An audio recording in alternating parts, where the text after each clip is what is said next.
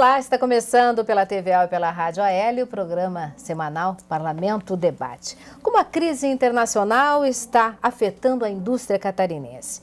Como se sabe, é difícil e prolongada a crise econômica internacional e o Brasil precisa adotar políticas público-privadas que evitem o enfraquecimento do setor produtivo e, por consequência, a redução na oferta de emprego e o próprio consumo dos brasileiros que tem se elevado. E que medidas são essas que se fazem necessárias para, por exemplo, reduzir o custo Brasil, que vem ocasionando, inclusive, a conhecida chamada desindustrialização no país? E como as indústrias catarinenses estão sendo afetadas? O Parlamento Debate desta semana recebe o deputado Silvio Dreve, que ele que é do PP, também empresário, e que vai nos ajudar também nessa análise sobre a situação macroeconômica do nosso país, né, a economia internacional. Obrigada, deputado, pela presença. Conosco, para nos fazer um verdadeiro diagnóstico da indústria de Santa Catarina, o presidente do Sistema Fiesc, doutor Glauco José Corte. Obrigada também por estar aqui conosco mais uma vez. E o professor do Departamento de Economia da Universidade Federal de Santa Catarina, Silvio Cariô, que inclusive fez um estudo recente, foi apresentado na Fiesc, sobre a situação da indústria e essa questão da desindustrialização. Muito obrigada, professor, pela presença. Deputado Silvio, para a gente introduzir esse nosso debate, como é que o senhor está vendo essa questão da indústria brasileira e dessa crise internacional que está tão prolongada e poderá nos afetar mais fortemente no futuro, quem sabe até próximo? Bom, na verdade, as crises vêm, as crises vão e nós continuamos com problemas no Brasil e como outros países estão passando. Mas, para fazer uma introdução rápida, você colocou uma palavra que diz, em resumo, o que acontece com o Brasil, ou seja, o custo Brasil. Aí, quando você vai entrar no custo Brasil, para entrar em detalhes, eu penso que durante o debate nós podemos aprofundar, mas que, na minha avaliação, o custo Brasil está muito relacionado com as decisões políticas, e que aí cabe a nós, como políticos, né? Tem outras ações que os empresários, as empresas, melhor, estão fazendo e que algumas até atitudes do próprio empresariado têm demonstrado a boa vontade. O que falta é nós agora complementar essa boa vontade do setor público, que é diminuir esse custo do Brasil. Glauco, como é que a indústria catarinense está vivendo esse momento de crise internacional? Fala-se nessa desindustrialização, mas que ainda em Santa Catarina, segundo o próprio estudo da UFSC, ainda é parcial. Boa tarde, é um prazer estar aqui novamente. Agradeço o convite. A indústria catarinense, ela sentiu durante todo este ano os efeitos da crise, né? Como a indústria brasileira também sentiu. E a indústria de outros países também sentiu os efeitos dessa crise. No caso de Santa Catarina, nós temos uma situação peculiar, porque temos uma queda na produção industrial, mas menor do que a média brasileira. E temos um crescimento nas vendas bem maior do que a média brasileira. Isso significa que nós estamos incorporando às nossas vendas parte de componentes importados. Mas fomos bem na geração de emprego, estamos melhor que a média brasileira na exportação, mas é um ano que nós não vai deixar muitas saudades não, né? Nós estamos de fato chegando ao final de 2012 numa curva ascendente, o que aponta para um ano melhor em 2013. Professor, obrigada mais uma vez pela sua participação conosco. Vamos só conceituar a desindustrialização, que processo é esse que estão vivendo as indústrias do nosso país, e até mesmo a desnacionalização, até para a gente fazer exatamente uma contextualização dessa realidade hoje. São dois conceitos, né, distintos, né?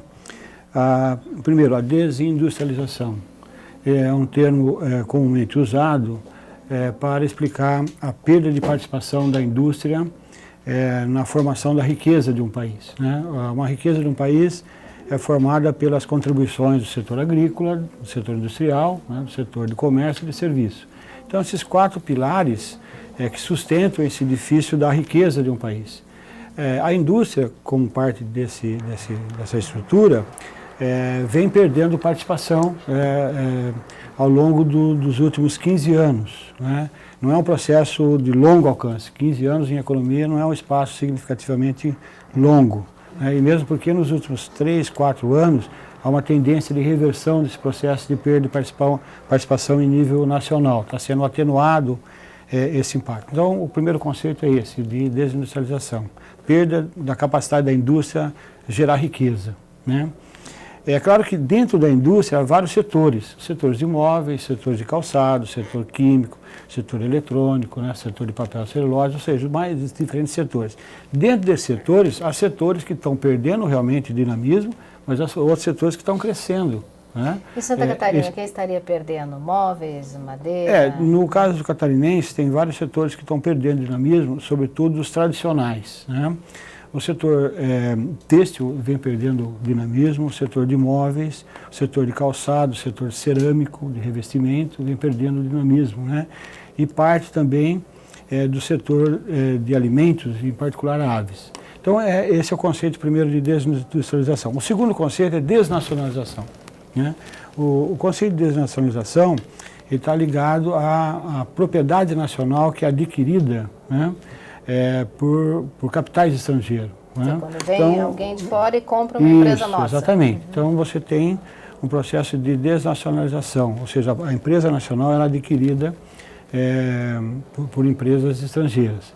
Esse processo de internacionalização das empresas se dá também de duas formas, ou por essa forma, fusão e aquisição, ou por penetração de nova planta produtiva multinacional aqui, né? Então, um exemplo, por exemplo, a Renault do Brasil vem para o Brasil e estabelece uma planta. Então, ela está aumentando o índice de multinacionalização da economia brasileira. A Bung vem e compra a Ceval. Então, também é uma outra forma de internacionalização da economia brasileira. Então, são conceitos distintos, sabe, Marina, claro, né? Que podem estar interrelacionados, né? Perfeito. Mas, doutor Glauco, as nossas empresas também estão indo lá para fora? Mas esse também é um processo natural, né? Porque ele acontece dentro do país. Alguns estabelecimentos industriais acabam implantando unidades mais próximas de centros consumidores, ou por questões são atraídas por incentivos fiscais, como é o caso. Sai aqui de Santa Catarina, aconteceu muito com o setor têxtil, vai para o norte ou para o nordeste, né? E assim também acontece de sair do país para o exterior. Nós temos a Tupi, por exemplo, já tem unidades no exterior, a WEG tem diversas unidades no exterior, a Embraco, enfim. Isto não é ruim desde que se mantenha no país a mesma capacidade de produção, o mesmo nível de emprego, o mesmo valor adicionado de transformação industrial. Então, em si, não é ruim. É ruim quando diz, nós estamos fechando por falta de competitividade. Aí sim, é um sintoma muito ruim para a economia, né? Aí a gente chega no que o deputado já começou a introduzir o debate, que é o custo Brasil. É algo que precisa ser mexido, reduzido o mais rápido possível, deputado? Não resta dúvida que um dos gargalos que o Brasil tem, e aqui não quero fazer nenhuma referência a governo A ou governo B, isso vem já de alguns anos, mas vem cada vez mais, com mais aceleridade, com mais voraz. Ou seja, o Brasil, a população brasileira paga altos impostos. O Brasil é um dos países que mais paga impostos. Essa é a verdade. Em contrapartida, o governo não tem recursos suficientes para fazer investimentos. Toda esta receita, a grande maioria, vai para o custeio da máquina pública. E quando eu falo máquina pública, eu estou aqui me referindo à União, Estados e Municípios. Mas principalmente a União, os Estados, que, vamos dizer, consomem a maior parte desse dinheiro, e mais precisamente a União. Então sobra pouquíssimos recursos para investimentos. O que nos inibe, entre outras coisas? Eu vou falar algumas coisas aqui que eu estou acompanhando mais e tenho conhecimento. Mas, por exemplo, o Brasil, há muitos anos não investe nas rodovias, que é um gargalo terrível. Só lembrando Santa Catarina, há quantos anos nós estamos falando da conclusão da BR-101, há quantos anos estamos falando da BR-470, da BR-280, sem falar em outros. Ponto. O sistema ferroviário no Brasil praticamente foi sucateado, né? O sistema de transporte do aeroviário, por exemplo, é um verdadeiro caos. Os nossos portos, né, totalmente estrangulados. Então tudo isso faz com que o nosso produto tenha um custo maior do que outros países estão produzindo. Por quê? Porque a empresa tem que pagar mais, o frete é mais caro, o tempo que você leva para fazer o transporte é mais elevado. Enfim, tudo isso acarreta um custo. A nossa energia é uma das maiores maior preço do planeta, com exceção de alguns países. A nossa burocracia é outra situação delicadíssima. As empresas consomem, eu quero crer que nós estamos entre os primeiros colocados em consumo de horas de trabalho exclusivamente para recolher impostos e atualização de legislação. 2.600 horas. O presidente colocou muito propriedade. Então isso, alguém, e cabe ao governo, cabe ao Congresso Nacional, cabe a nós políticos, mas principalmente isso está se tratando mais na esfera federal, de desburocratizar, de diminuir esse custo do Brasil, que é muito elevado. E também quero fazer aqui uma referência que o primeiro passo, no meu modo de ver, embora que tímido, mas eu sempre defendi as concessões. Ou seja, quando o governo não dá conta de fazer, eu falo governo de modo geral, repito, é estadual, federal, municipal. Eu não tenho dinheiro para investir no sistema viário, eu não tenho dinheiro para investir no saneamento, eu não tenho dinheiro para investir na modernização dos portos, dos aeroportos. O que eu devo fazer? A empresa privada, há setores, há empresas com interesse em fazer esse tipo de investimento. Nenhuma empresa vai fazer investimento se não tiver retorno. Mas para isso, é um instrumento que se resolve o problema. Por outro lado, o Brasil precisa criar agências reguladoras com autonomia de fiscalização para que esses contratos possam ser exatamente cumpridos de acordo com a concessão. Que realmente fiscaliza. Exatamente. Então, esse é um avanço que nós demos. Queria pegar um pequeno gancho no Vamos debater. O professor também conta conosco. O deputado Silvio, a quem eu tenho um grande apreço pela sua preocupação com o desenvolvimento econômico do Estado. Duas questões que passaram na sua intervenção. Primeiro, a carga tributária. Eu fiz, Maria Helena, na semana passada, um levantamento sobre os encargos tributários incidentes sobre os brinquedos, porque nós tínhamos o Dia das Crianças. Dia da Criança. E a carga média geral de qualquer emprego é 40%. De qualquer produto. Qualquer produto. Essa é a média. 40%. Agora, a bola é quase 50%.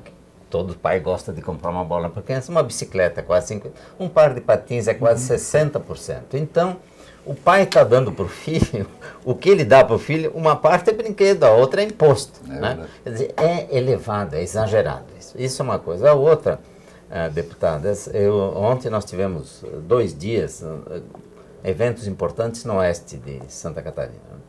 E estávamos discutindo com alguns produtores locais, industriais, pessoal da agroindústria que está vivendo uma crise, pessoal do leite. E eles dizem o seguinte, e é verdade, nós falamos muito na BR-101, na 282, na 280, eles dizem, mas não é por essas rodovias que eu vou buscar o leite, ou vou pegar o frango, eu vou pelas rodovias menores do interior. E essas então, ninguém fala nessa. O caminhão um pouquinho de maior porte, que reduziria o custo, ele não tem acesso, não passa por uma ponte, que não tem o vigor necessário para suportar um caminhão maior. Então, falta realmente, e aí estou de pleno acordo com o senhor, falta, deputado, uma política de concessões. E não é difícil fazer isso, né? E a população, o cidadão, está disposto a pagar um certo pedágio para ter mais segurança, para ter facilidade de acesso, alguém que fique doente, que possa rapidamente acessar uma unidade hospitalar. Mas falta nós realmente iniciarmos um movimento efetivo nesse sentido. E o que coloca a preocupação que deva ser de todas as instâncias, as esferas de governo, né? Nós estamos falando em todos os níveis. Em todos os níveis, professor. Na verdade, o que se observa está sendo processado em nível nacional, em sintonia com o que o deputado Silvio observou. É uma parceria pública-privada, né? Parceria pública-privada. Porque os anos 90 na economia brasileira foram anos de reestruturação do Estado. Nós tivemos um processo de privatização, né, várias concessões, né? Mas os anos 2000, eles já apontam uma nova definição do Estado na economia, que passa pelos processos de parceria público-privado. Então, isso está acontecendo, mas são projetos de longo alcance. Então, por exemplo, a Belo Monte, a usina de Belo Monte, a usina hidrelétrica não faz do dia para a noite. Então, ali já tem parceria público-privado. O governo está com participação, mas também os empresários privados estão com participação. Agora, recentemente, a presidente Dilma lançou um projeto que já está caminhando no Congresso, de grande reforma na estrutura de transporte nacional, né?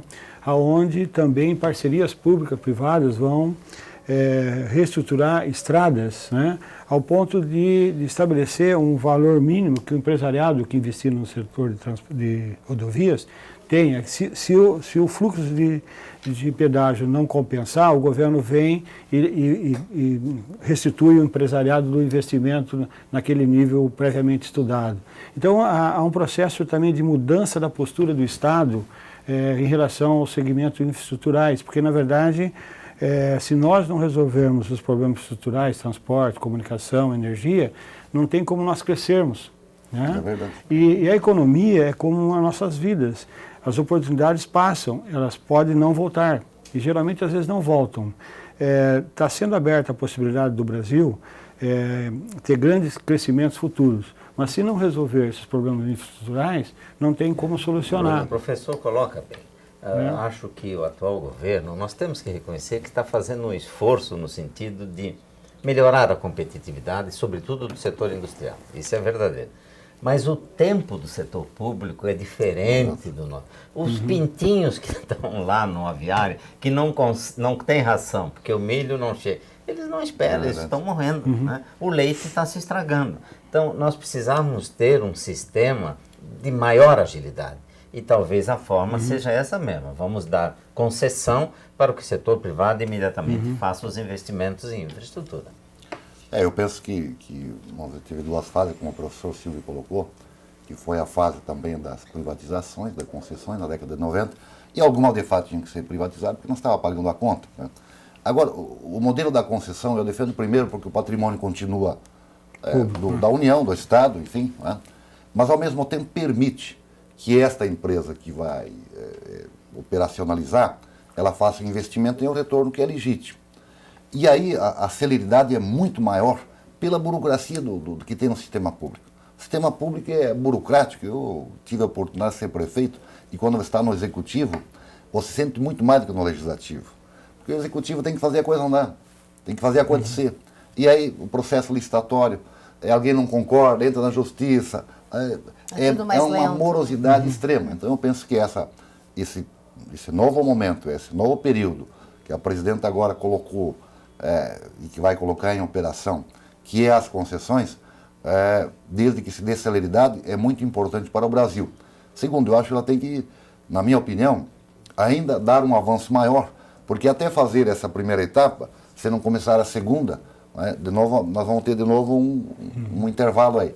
Então eu penso que aí o Brasil tem uma condição melhor de competir, senão nós vamos, como disse o presidente, estar pagando 60% de imposto por um brinquedo, né? Mas comprando de outros países, porque de lá vem por um menor custo, porque o custo deles é menor. E aí nós entramos um pouco na causa da qualidade, na causa da desindustrialização. Exatamente. Mas há um outro ponto, Maria Helena, deputado e professor, que eu acho importante a gente mencionar. Nós estamos olhando a questão da infraestrutura física, mas nós temos também que fazer um grande esforço no país de qualificação do trabalhador. É verdade. A nossa produtividade, Maria Helena, ela é muito baixa quando nós comparamos com os países mais desenvolvidos.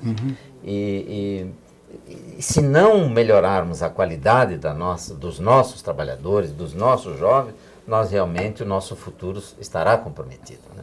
O governo está pensando, lançou o Pronatec, que é um bom programa de ensino técnico. Nós, na federação, lançamos a questão de 15 dias, o movimento A Indústria pela Educação. Nós vamos passar pelas nossas escolas quase 800 mil alunos. Né? Vamos investir mais de 300 milhões na educação, para qualificar o trabalhador catarinense, o jovem catarinense, a fim de melhorar o nosso desempenho numa indústria cada vez mais competitiva e mais de guerra mesmo. Hoje a competição é uma guerra. Como é que estão os índices de emprego?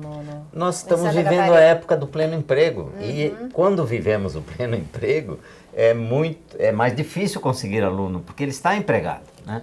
Outra questão que debatemos também ontem em Chapecó, Marília. No ano passado, 300 mil trabalhadores tiveram seguro-desemprego.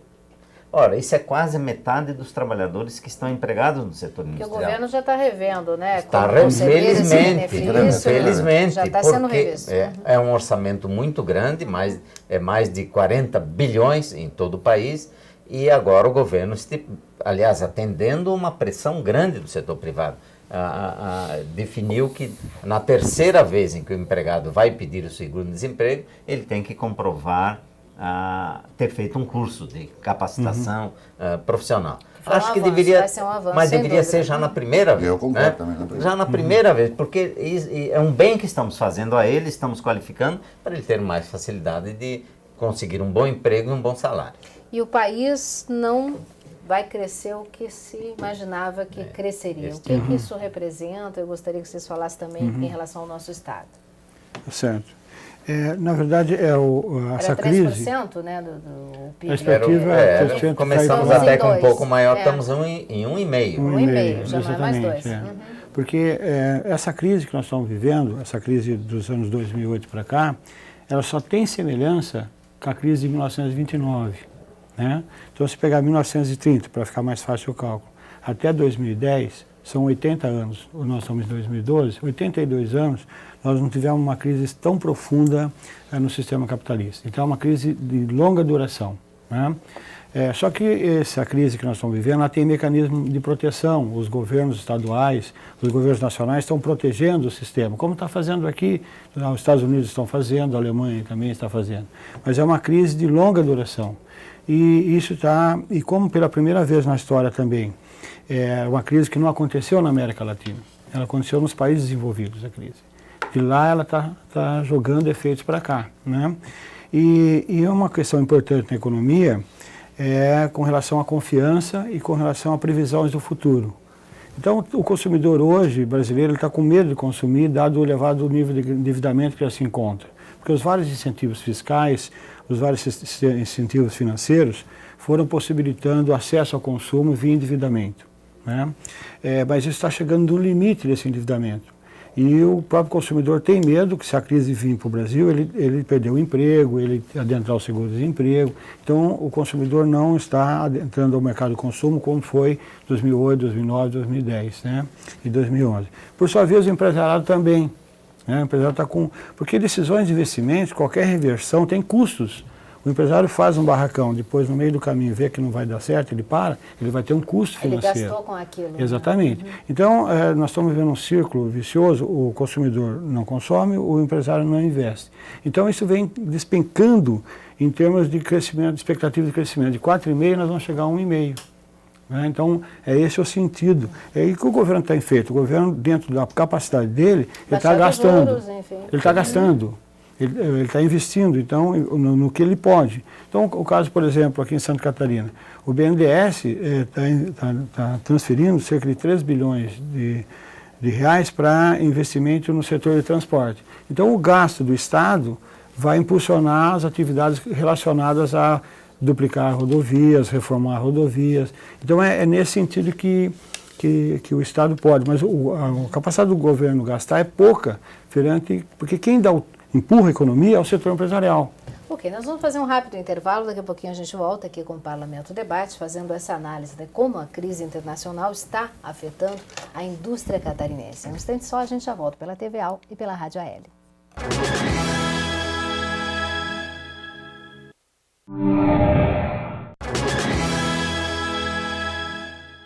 Estamos de volta com o Parlamento Debate, que trata de economia esta semana, mais especialmente sobre a situação da indústria brasileira e catarinense, como a crise internacional está afetando a indústria do nosso estado. Estão conosco o deputado Silvio Dreyfus, do PP, também o presidente do Sistema Fiesc, Glauco José Corte, e Silvio Cariô, professor do Departamento de Economia da Universidade Federal do nosso estado.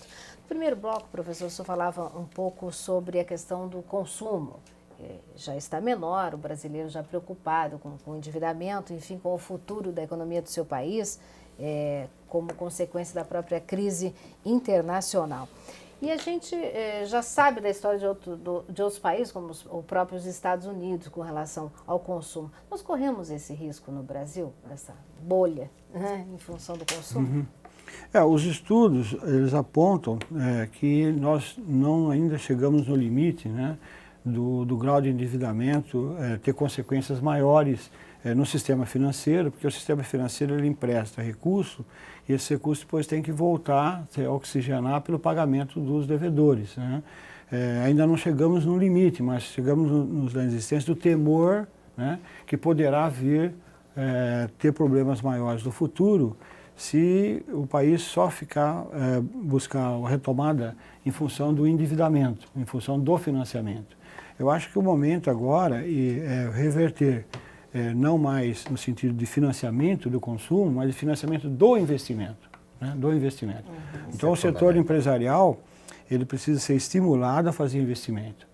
O recurso tomado do sistema financeiro e o gasto, o investimento feito em obras, em novas plantas produtivas, em novas linhas de produção, isso tende a gerar emprego, né?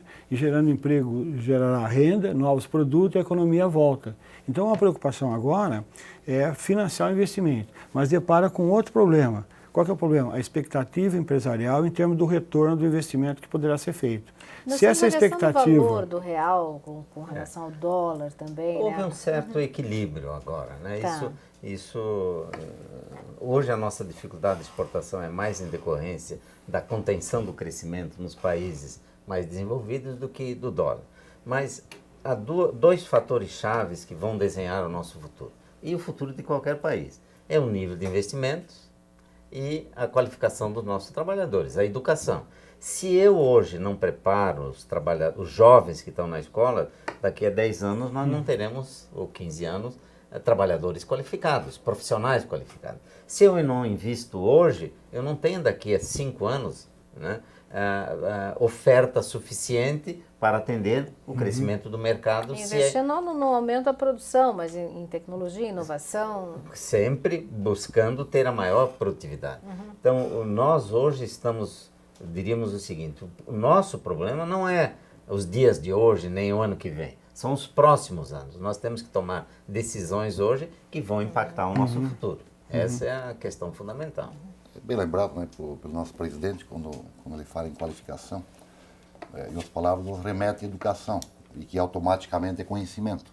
E se analisar os países que tiveram os grandes avanços, foi o caso da própria Coreia do Sul, Irlanda do Norte, a Espanha, que passa por um momento crítico, mas que teve um grande avanço através do conhecimento, o Brasil, se fazer uma analogia dos últimos anos, teve assim um grande avanço na acessibilidade na educação. O acesso à educação infantil, ensino fundamental. No ensino médio, lamentavelmente, me parece que 40% que dá sequência ao estudo do ensino médio. Mas nós vivemos um outro problema que é muito sério, que é a qualidade do ensino. O que remete a esses jovens, principalmente, quando eles vão para a indústria ou para outra atividade, eles têm uma dificuldade enorme de desenvolver suas atividades, porque eles não têm o conhecimento básico, o quanto deveriam, da própria aritmética ou matemática, o português, que é um problema sério, que faz com que tenham uma grande dificuldade de se autodesenvolver. O que as indústrias têm feito, principalmente a indústria? Faz investimentos para aperfeiçoar o conhecimento do nosso jovem ou do próprio adulto. Então chegou o momento do Brasil dar fazer uma educação com qualidade, e eu me refiro principalmente no ensino médio, porque o ensino fundamental tem ficado a cargo dos municípios, não 100%, mas já a grande maioria. E teve um avanço na qualidade, não ainda o quanto deveria, mas já teve um avanço. Agora no ensino médio, para quem acompanha, com todo respeito, mas dá vontade de chorar às vezes. Não estou culpando aqui nem professor, nem estudante. O sistema nos levou para esse lado por várias razões. Se for para entrar nos detalhes aí, nós vamos fazer um debate só sobre educação. Exatamente, né? que vale a pena fazer, porque nós temos que reconhecer onde nós avançamos e reconhecer também o porquê não está acontecendo essa qualidade do conhecimento que deveria estar havendo e que nós temos que recuperar de algum modo. Mas isso, como eu disse, é um debate, mas é importante, na linha que o presidente falou, da educação e do conhecimento e da qualificação, que o Brasil passa por essa dificuldade e que ela é necessária e indispensável. Até porque hoje nós estamos tendo mais oportunidade com os cursos profissionalizantes e técnicos do que os próprios cursos superiores. Né? A grande verdade é essa. É verdade. E isso que o deputado fala, nós sentimos no sistema. Muitos alunos que chegam para cursar o Senai não têm condições de acompanhar o nosso currículo. Tanto que nós introduzimos, deputado, o turno integral. De manhã fazemos uma reciclagem com eles e no outro turno o ensino profissional. O ensino E a federação técnico. tem atuado muito junto às universidades, em várias regiões do estado. Temos nos aproximado, mesmo esse evento que fizemos ontem, um grande seminário em Chapecó, foi junto com o Noesc. Esteve lá também o professor Pablo, da Universidade Federal, aliás, que realizou um trabalho primoroso a respeito dos sinais de desindustrialização em Santa Catarina. Nós fazemos esse registro porque, de fato, foi um trabalho minucioso, muito profundo e que vai nos dar condições de balizar a nossa ação daqui para frente. E há um dado muito interessante nesse estudo que mostra que alguns setores que tiveram decréscimo no valor da transformação industrial ou na geração de emprego, eles conseguiram dar a volta por cima. A partir de 2005, 2006, como é o têxtil, né, que vinha numa queda bastante... como é papel e celulose, o próprio setor cerâmico. Né? Então, a gente vê que é possível a reversão. Com investimentos em tecnologia, inovação, é possível nós mantermos a nossa indústria competitiva. Nós falamos dessa perspectiva de crescimento do Brasil, menor que 2% em 2012, mas isso é algo que está acontecendo, é bom que se diga também nos demais países. A China, que ficou por muito tempo aí com 2 dígitos, também está com um pouco mais, parece de 3% previsto para esse ano, não é isso? Não, bem mais. Bem mais, 8%. Era sempre acima de 2 dígitos. Era acima de 10%. Exato, Era acima de 10%. Quer dizer, é uma realidade mundial, né, o que está acontecendo. Mas no nosso caso, nós vamos crescer menos que os países emergentes, menos que os países... A gente faça esse comparativo com os BRICS, enfim. Então, O BRIC. agora, tem um lado positivo. Eu sempre digo o seguinte, a gente sai da crise um pouco mais fortalecido. Acho que o setor industrial está saindo mais fortalecido e preparado para uma retomada. O ano que vem, certamente, nós vamos crescer mais do que o dobro deste ano. Pelo menos são as estimativas e projeções que se tem. E o setor industrial, mesmo num período de crise como esse, ele não abandona os seus projetos de investimento. Investe um pouco menos, o ritmo é um pouco mais moderado, mas continua se apostando na recuperação da economia. Acho que é algo que não falamos e é necessário, deputado, as reformas, né? Falamos da questão dos tributos, mas e a tão faladas e sonhadas reformas, como a previdenciária, por exemplo, que afeta diretamente o setor produtivo. Na verdade, nós estamos ouvindo há muitos anos e os discursos são bonitos. Né? Vamos fazer a reforma tributária, vamos fazer a reforma previdenciária, trabalhista e assim por diante. O fato é que nós, com pequenos avanços, não temos progredido nesse campo. Isso é um prejuízo muito grande para todos os brasileiros. Eu primeiro tenho dito aqui na Assembleia e onde eu tenho conversado sobre esse assunto. Para conduzir uma reforma tributária, para conduzir uma reforma previdenciária, entre outras, a primeira reforma que nós temos que fazer é a política eleitoral. Não é possível. O Brasil está a cada 2 anos com uma eleição. Isso tem trazido um prejuízo enorme para todo o povo brasileiro. Não se imagina o quanto que se investe, ou melhor, que se gasta, isso não é investimento, isso é gasto. Todos os níveis de governo, a própria justiça eleitoral, o setor público, o setor privado, a cada 2 anos se para praticamente 1 ano, porque não se transfere dinheiro, não se transfere daqui, não pode para o município, para o estado e assim por diante. Então, a primeira coisa que eu defendo é um calendário único de eleições. Com reeleição, sem reeleição é outra conversa. Mas a cada 5, 6 anos uma eleição única. De vereador à presidência da República. Se você vota em 7 candidatos, você vota em 9 sem nenhum problema. Número 2, isso passa daí por uma reforma política, ou seja, o Brasil precisa, com todo respeito a todos os partidos, mas tem que ter uma diminuição desses partidos para que fortaleça seus partidos. Esses partidos fortes vão dar sustentação ao governo ou à oposição. diminui essa grande negociação que tem. Isso vai fazer com que o governo tenha mais condições de fazer a reforma tributária e a reforma previdenciária, entre outras. E o nosso presidente, o professor Silvio, também devem ter acompanhado o quanto é difícil quando se fala de fazer em reforma. Os interesses de governos, ou seja, de governadores, o interesse corporativismo de setores, de classes, de parlamentares, de setor do governo, ninguém quer perder, na verdade, mas ninguém quer perder um pouco para ganhar na frente.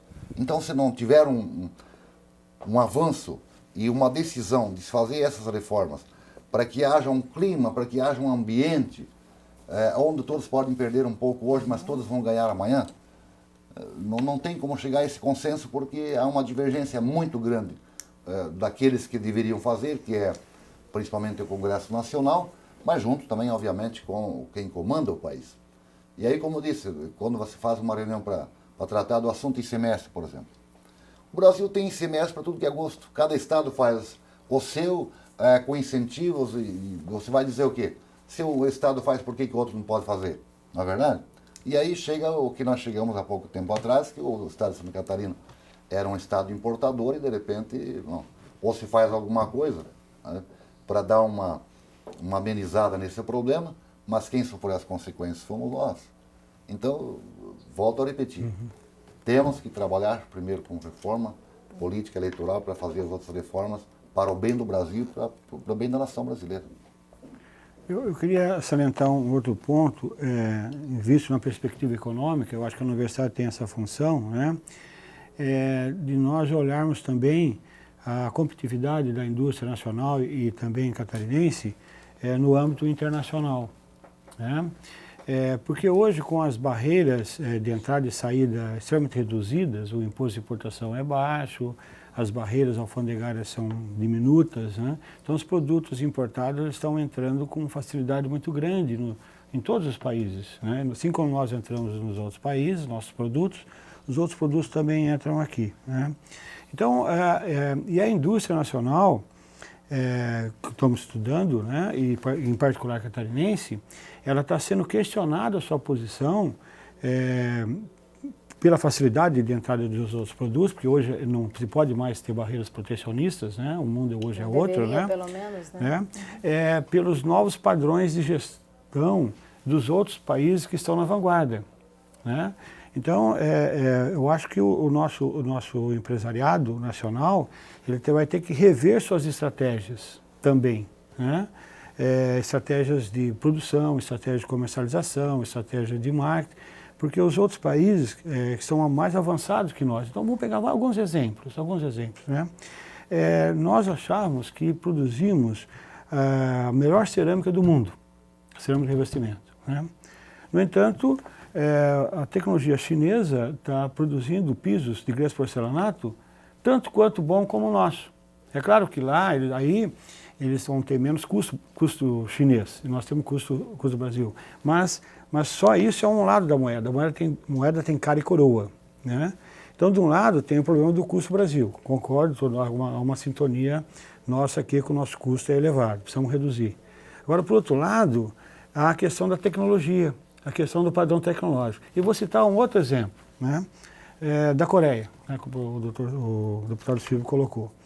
A Coreia, em termos eletrônicos, ela está à frente dos outros países desenvolvidos, né? Podemos pegar, por exemplo, em termos eletrônicos, a Samsung. Existe alguma empresa americana superior à Samsung? Não existe, né? Então a Samsung está ditando o padrão tecnológico mundial. A mesma coisa, os chineses estão ditando certos padrões tecnológicos de produtos nacionais nossos.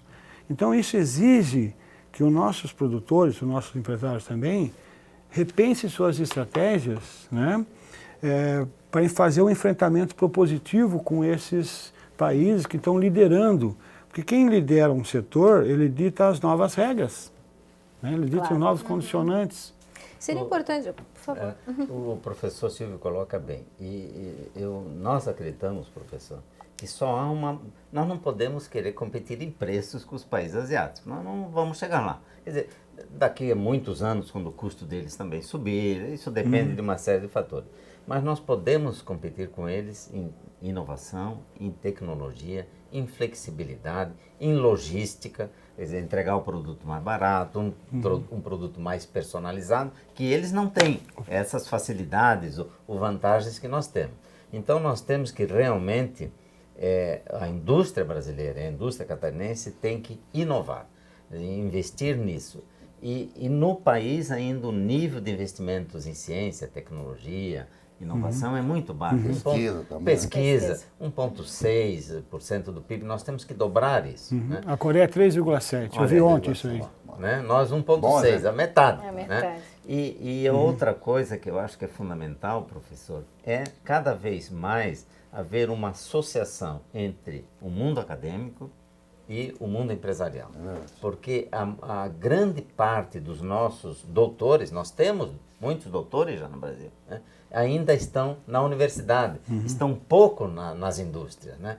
E os Estados Unidos, por exemplo, que tem, no ano passado, registrou quase 500 mil patentes. Nós 23 mil. Quer dizer, Não tem como. é difícil competir, competir, né? Mas nós temos, eu acho que nós temos um campo grande para avançar. E as ideias que aqui são colocadas, eu acho que estão nesse sentido. E mais uma coisinha só, Claro. Maria Helena. O presidente Obama, ele faz todo ano um discurso à nação. No início do ano, ele faz um discurso à nação.